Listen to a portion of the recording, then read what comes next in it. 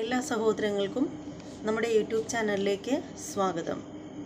ഇന്ന് വളരെയേറെ വേദനയുള്ളൊരു വാർത്തയുമായിട്ടാണ് വന്നിരിക്കുന്നത്. ഇന്ന് നേരം വെളുത്താൽ കണ്ണിൽ ഉറക്കം പിടിക്കുന്നത് വരെ നമ്മൾ ടി വിയിലായാലും പത്രത്തിലായാലും ഫേസ്ബുക്കിലായാലും യൂട്യൂബിലായാലും നമ്മൾ എവിടെ നോക്കിയാലും എപ്പോഴും കേട്ടുകൊണ്ടിരിക്കുന്ന കാര്യമെന്ന് വെച്ചാൽ മരണവാർത്തകൾ തന്നെയാണ്. അത് കേൾക്കുമ്പോൾ ഒരുപാട് വേദന ഉണ്ടാക്കുന്നുണ്ട്. ഇന്ന് നമ്മൾക്ക് പെട്ടെന്നൊരു അസുഖം വന്നാൽ അല്ലെങ്കിൽ ഒരു ആപത്ത് വന്നാൽ നമ്മൾ ഓടിച്ചെല്ലുന്നത് ഹോസ്പിറ്റലുകളിലാണ്. ശരിക്കും ദൈവങ്ങളായിട്ട്, ജീവിച്ചിരിക്കുന്ന ദൈവങ്ങളായിട്ട് തന്നെയാണ് നമ്മൾ ഡോക്ടർമാരെ കാണുന്നത്. പക്ഷേ അവരുടെ അനാസ്ഥത മൂലം അല്ലെങ്കിൽ അവരുടെ പരിചയക്കുറവ് മൂലം ആ രോഗി മരിച്ചു പോവുകയാണെങ്കിൽ അതിനാരായിരിക്കും ഉത്തരവാദി? ശരിക്കും നമ്മളൊരു സത്യം ചൂണ്ടിക്കാണിക്കുമ്പോൾ നമ്മളെ കല്ലെറിയുന്നവരാണ് ഒരുപാട് പേര്. എന്നാലും പറയാതെ വയ്യ. ശരിക്കും ഒരു ഡോക്ടറുടെ കയ്യിൽ നിന്നും ഒരു രോഗി മരിക്കുകയാണെങ്കിൽ ശരിക്കും എൻ്റെ ഒരു കാഴ്ചപ്പാടിൽ അല്ലെങ്കിൽ എൻ്റെ ഒരു പരിമിതമായ അറിവിൽ ഞാൻ പറയുന്നതാണ്, ഡോക്ടർമാർക്ക് ഒരിക്കലും ശരിക്കും അവർക്കൊരു ചികിത്സയല്ല, അവർ അർഹിക്കുന്ന ശിക്ഷ അവർക്ക് കിട്ടാറില്ല. അതുകൊണ്ട് തന്നെ വളരെ ലാഘവത്തോടു കൂടി ഒരു മനുഷ്യജീവന് ഒരു വിലയും കൊടുക്കാതെ നോക്കുന്ന ഡോക്ടർമാരും ഉണ്ട്. വ്യാജന്മാരായിട്ടുള്ള ഡോക്ടർമാരുടെ കാര്യം കേട്ടോ. എന്നാൽ വരുന്ന ഓരോ പേഷ്യൻറ്റിനെയും ജീവന് തുല്യം സ്നേഹിച്ച് തൻ്റെ ഉത്തരവാദിത്വം രാവും പകലും ഇല്ലാതെ ഉറക്കം മുളച്ച് ചികിത്സിക്കുന്ന ഡോക്ടർമാരും ഉണ്ട്. കൈപ്പിഴവ് മൂലം ഒരു ജീവൻ പൊലിഞ്ഞു കഴിഞ്ഞാൽ അത് കുറേയൊക്കെ നമുക്ക് ക്ഷമിക്കാൻ പറ്റുന്ന കാര്യമേ ഉള്ളൂ. നമുക്ക് ഒരുപാട് വേദനകൾ ഉണ്ടാക്കും. എന്നാലും കുറച്ചെങ്കിലും നമുക്കത് ക്ഷമിക്കാൻ കഴിയും, അബദ്ധത്തിൽ സംഭവിച്ചതാണെങ്കിൽ. പക്ഷേ ഒരു വ്യാജ ഡോക്ടർ ചികിത്സിച്ചിട്ട് ഒരാൾ മരിക്കുകയാണെങ്കിൽ അതെങ്ങനെ സഹിക്കാൻ പറ്റും? 100ൽ 1% പോലും ആർക്കും സഹിക്കാൻ പറ്റില്ല. അങ്ങനെയുള്ള ഡോക്ടർമാരെന്ന് അവകാശപ്പെടുന്ന ഇവനെയൊക്കെ പൊതുസമൂഹത്തിലിട്ട് വലിച്ചു കീറണം. ഒന്ന് ആലോചിച്ച് നോക്കൂ. ഇവിടെ നെഞ്ചുവേദന എടുത്തിട്ട് ഹോസ്പിറ്റലിൽ ഈ മാസം 23-ാം തീയതി, കോഴിക്കോടാണ് സംഭവം, കോഴിക്കോട് ഹോസ്പിറ്റലിൽ കൊണ്ട് അഡ്മിറ്റാക്കിയതാണ് നമ്മുടെ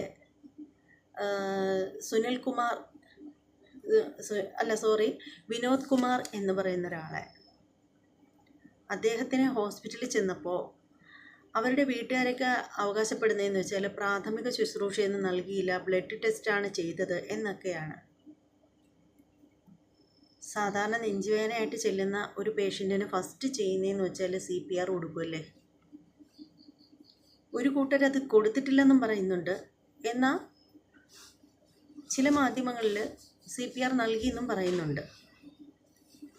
എന്ത് തന്നെയാണെങ്കിലും ആളുടെ ജീവൻ നഷ്ടപ്പെട്ടു, ആ വീട്ടുകാർക്കില്ലാതെ പോയി.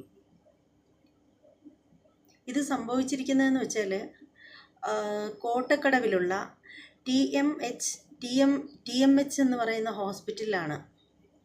അവിടെ ഈ ചികിത്സിച്ച ഡോക്ടറുടെ പേരെന്ന് വെച്ചാൽ RMO അബു അബ്രഹാം ലൂക്ക്, അങ്ങനെയാണ് പുള്ളിക്കാരൻ്റെ പേര്. ഇത് ഹോസ്പിറ്റലിനകത്തും പുള്ളിക്കാരൻ്റെ പേര് എഴുതി വെച്ചിട്ടുണ്ട്. അത്യാഹിത വിഭാഗത്തിലെ ഡോക്ടറുടെ കൂട്ടത്തിൽ ഹോസ്പിറ്റലിന് പുറത്തും ഈ ഡോക്ടറുടെ പേര് കൂടി എഴുതി വച്ചിട്ടുണ്ട്. അപ്പോൾ ശരിക്ക് പറയുകയാണെങ്കിൽ എന്താ ഇവിടെ നടക്കുന്നത്? ആരുടെയും ജീവന് ഒരു പുല്ല് വിലയില്ലാത്ത ഒരവസ്ഥയിൽ എത്തിയിരിക്കുകയാണല്ലേ. ഈ പറഞ്ഞ മരിച്ചുപോയ വിനോദ് കുമാർ എന്ന് പറയുന്ന അദ്ദേഹത്തിൻ്റെ മകനും ഡോക്ടറാണ്, അദ്ദേഹത്തിൻ്റെ ഭാര്യയും ഡോക്ടറാണ്. ഒടുവിൽ ഇവരുടെ അന്വേഷണത്തിൽ നിന്നും ഇദ്ദേഹത്തിൻ്റെ മകനായിട്ടുള്ള ഡോക്ടർ അശ്വിൻ എന്നാണ്, പുള്ളിക്കാരൻ്റെ പേര് അശ്വിൻ എന്നാണ്. അശ്വിൻ്റെ ആ ഒരു അന്വേഷണത്തിലാണ് ഈ പറയുന്ന ഡോക്ടർ എന്ന് അവകാശപ്പെടുന്ന ആ വൃത്തികെട്ടവൻ, ആ നരാധവൻ, ആ നാറി, അങ്ങനെയൊക്കെ അയാളെ പറയാൻ പറ്റുള്ളൂ.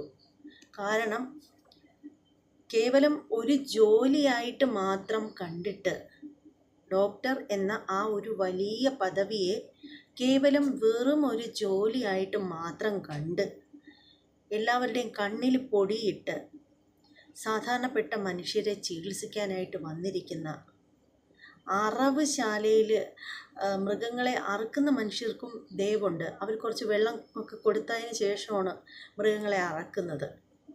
പക്ഷേ ഇതെന്ന് പറഞ്ഞാൽ ഇയാളെ വെറും നികൃഷ്ടൻ എന്നേ വിളിക്കാൻ പറ്റുള്ളൂ. കാരണം ഇയാൾ ചെയ്ത തെറ്റ് അത്രയും വലിയ തെറ്റാണ്, ഒരിക്കലും മാപ്പർഹിക്കുന്നില്ല. എത്രയോ രോഗികളെ ഇയാൾ ചികിത്സിച്ചിട്ടുണ്ടാവും. മരണപ്പെട്ട ഈ പറയുന്ന വിനോദ് കുമാറിൻ്റെ മകൻ്റെ അന്വേഷണത്തിൽ നിന്നാണ് ഞെട്ടിപ്പിക്കുന്ന മറ്റൊരു സത്യം കൂടിയാണ് അറിയാൻ സാധിച്ചത്. അത് മറ്റൊന്നുമല്ല, ഈ പറയുന്ന ഡോക്ടർ എന്നവകാശപ്പെടുന്ന ആ വൃത്തികെട്ടവൻ, ആ നരാധമൻ, ആ തെണ്ടി, അയാൾ MBBS 2ാം വർഷം എഴുതിയിട്ടില്ല.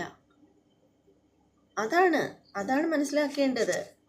അതെ, വ്യക്തമായിട്ട് തന്നെ പറയുന്ന ഒരു കാര്യമാണ്. അങ്ങേര് MBBS 2ാം വർഷം എഴുതിയിട്ടില്ല, സെക്കൻഡ് ഇയർ പോയിട്ടില്ല.